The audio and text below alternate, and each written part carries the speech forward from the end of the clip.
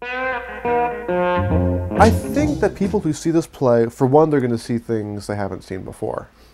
I had one person who's read the play say that she was so excited because she's so sick and tired of seeing stories about a heterosexual male and a heterosexual female having a great struggle, coming through it, and being together in the end. And that kind of guaranteed happy ending.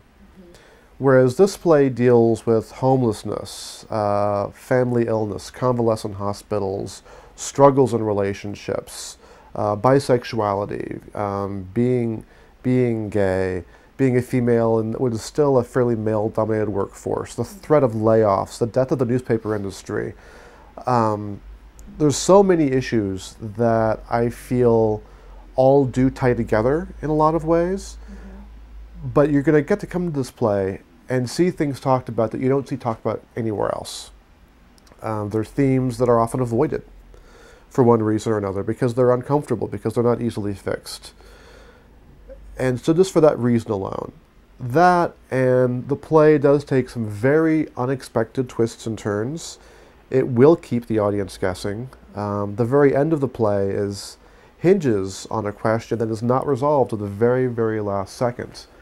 And I've had a lot of joy seeing different folks react to that, where they were so convinced that A was going to happen that they couldn't accept B when it finally did, or they were so convinced that this was going to happen that they were on the edge of their seats waiting for vindication of that. So I feel like that from a story standpoint, it kind of moves out, takes all these tendrils out, and then brings them all back in a very, very interesting way that the audience is going to really work with and struggle with their own question of who do they believe, who do they agree with, who do they sympathize with. And there are enough other issues that are raised around the question of loss, jobs, people, sense of self, all of this, that people are going to find, to use your own term, pain. They're going to find their own pain, their own uncomfortable areas, and be able to say, yes, I've struggled with that. Yes, I've dealt with that. Yes, I'm dealing with that. Yes, this is something that's true in my life.